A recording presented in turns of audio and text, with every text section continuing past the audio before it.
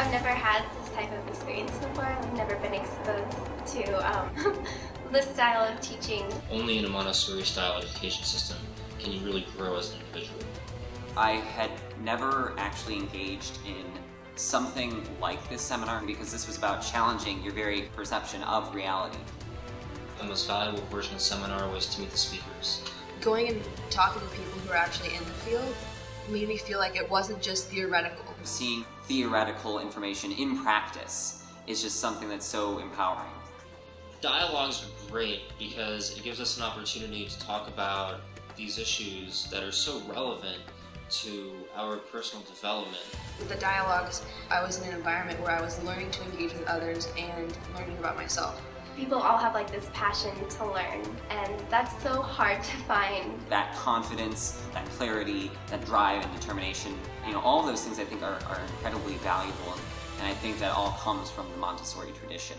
This style of education is great because it allows for individual thought, which no other style of education accounts for. It's students on a practical level for life. It does offer us another alternative to learning and to finding a career choice. I can't think of any other educational institution that America needs more, that the world needs more, is something like that. This seminar has changed me so much. Everything changes you as a person.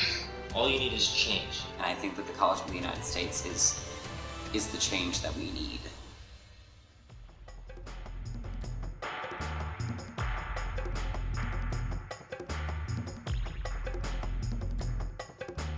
I didn't think it was going to be so related to the environment where it was held. Like, Chicago is the backdrop, and you need a really excellent backdrop. It's just this idea of, it being destroyed and leveled, and being rebuilt. As a consequence of this fire, our city's always been very much a center of architecture. In fact, one of the things that happened was a lot of famous architects from other areas came to Chicago to work because there was so much opportunity. Chicago is a place where immigrants come to create and discover. We did the architecture tour. We learned how culture and personality and emotions, they matter in how an economy grows, how industry develops. And she's showing us how we can look at Chicago through a different lens and applying it to what we're learning in not just like a theoretical sense, but in a very real life and tangible visual sense. Seeing, theoretical information in practice is just something that's so empowering. Have you heard of the phrase form follows function? Yes. Okay, that was Louis Sullivan's motto. He thought that when you build a building, you should make the aesthetics of it or the beauty of it be integrated with the form or the function of it, what kind of building it was. Something about architecture allows you to see how the collaboration of so many people can create something so beautiful. Like a city, you think is just like, industry, buildings, cars, traffic, markets, but it's like art, it's a movement. What is the function of art? Because it doesn't seem to have any utilitarian purpose. Talking about art and culture and how that relates to philosophy and how philosophy relates to like our professions and our everyday life. Architecture, however, is classed with the other fine arts, and it does have utilitarian purpose, right? So it's interesting to ask yourself the question, why is it still classed with the other arts if the rest of them don't have utilitarian purpose? So just think about that a little bit. It's all about what makes people act. Chicago is just this, it's dirty and disgusting, but it's also just, glorious. And something about that lends to just a wonderful environment for intellectual activity, and that is the perfect setting, I think, to hold a seminar like this, especially an educational style like this, which I think is just all about sort of giving people that kind of power to just do anything with their lives.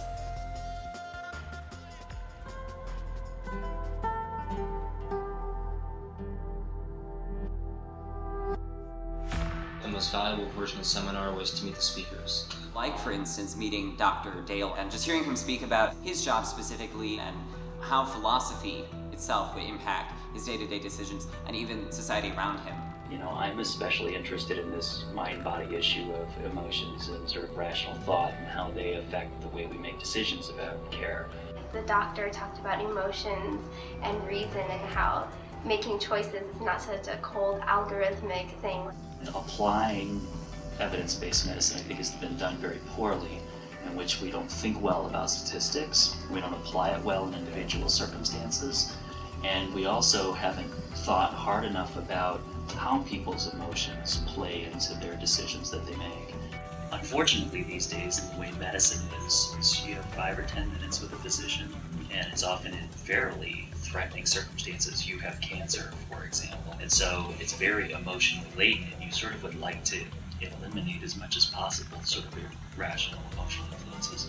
He was giving me his understanding about how all of the things work there, so it gave me a broader base to understand what's going on and how I can judge. I started my clinic in part to open up time slots to try to help patients get all of the information and then deal with all the emotions that go along with it. So it's been incredibly successful, if I can say so myself, to the surprise of my bosses who did not understand the point of a decision-making clinic. Dan Curran was a really interesting speaker. Also, he really understands markets from a fundamental perspective. There's a change in Delta as the stock changes, and they developed a closed-loop formula for trading or valuing options. Dan spoke a lot about Delta, and that Delta gives options. So when you are in a market that's stagnant, nothing happens.